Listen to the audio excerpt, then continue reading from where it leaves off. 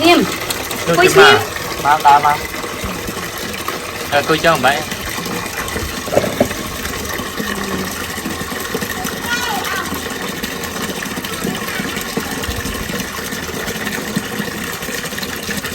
Chị bác ơi, chặt cây đã lơ thùng quá nhá chạy.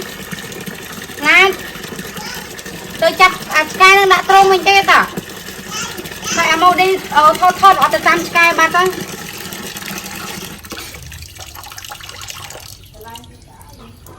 Toàn chọc với nhiều mơ mau đi họ tự bắt rồi. Xiêm còn xiêm quay xiêm. Quay xiêm á. Dụ bay cho vì lang cho con người này. Đã bay cho đây trời.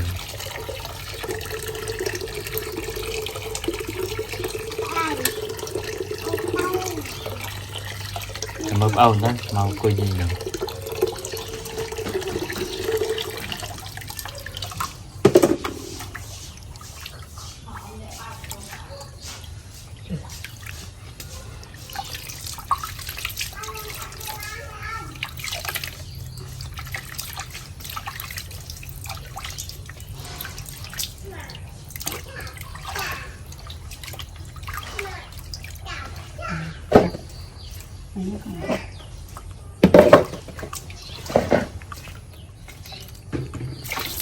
Mau đi.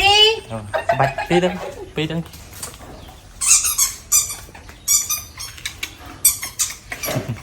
Cái gì tăng lử. Anh vô cho mà áo lử. Đó là hỏi tể. Đừng.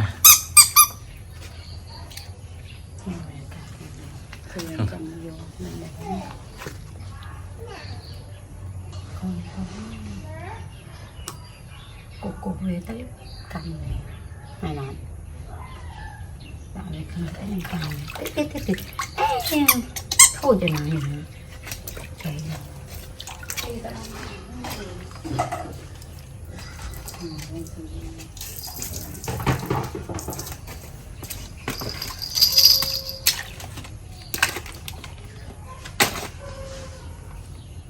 Thâm lên từ lá đỏ lên. Được chưa?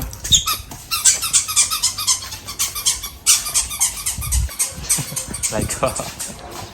Thôi.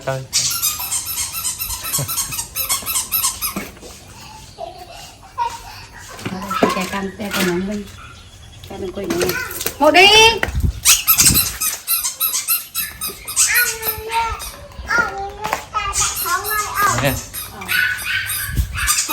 Con lên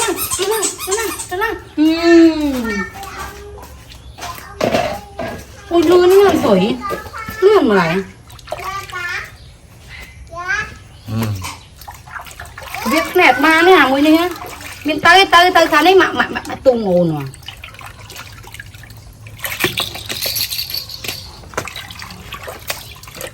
Ô mày clip này rất được bời. mới cho con mới cho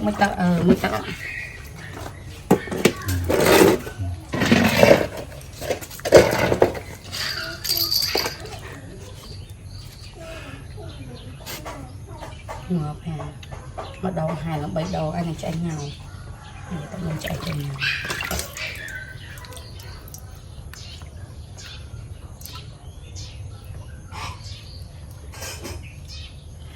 chân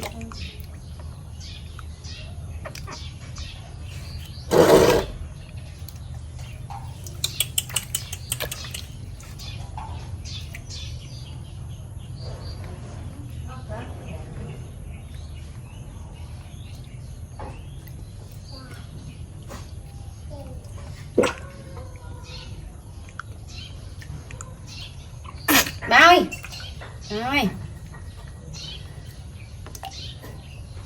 mơ đã khao tao nằm sao mình làm tích ấy mà lại cổ lại thì mình liền cái chú ăn tươi phải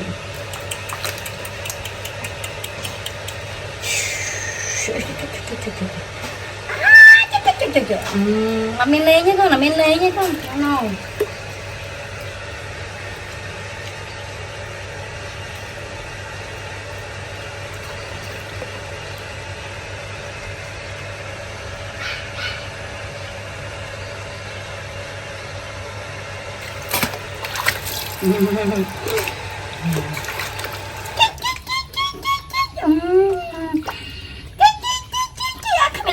lại cái mình là bự na là bự đi lại cái mình để no mới tắc phát no mới tắc mau đi mới tắc còn mới tắc mà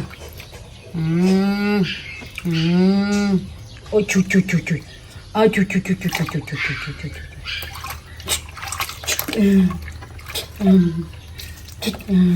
bán đi nè cái trái này cái trái này thế nha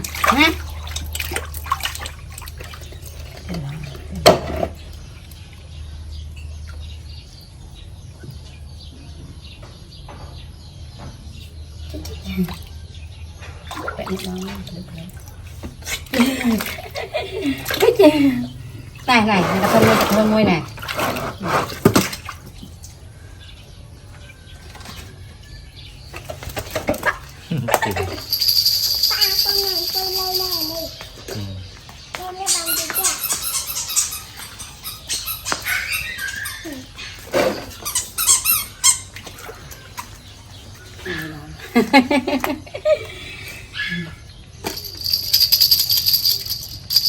Để cả đoàn nó khác rồi lần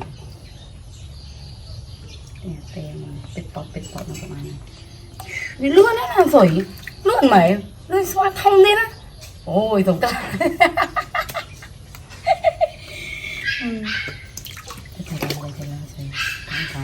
tổng kia cái đó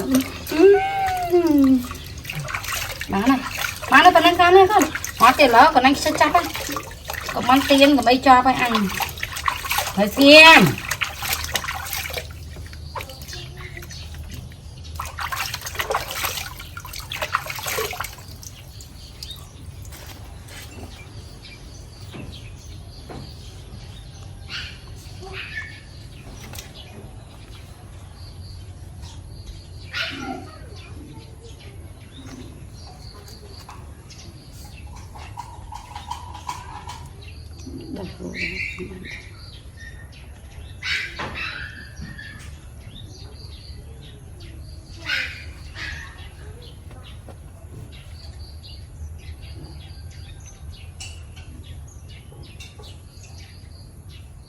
em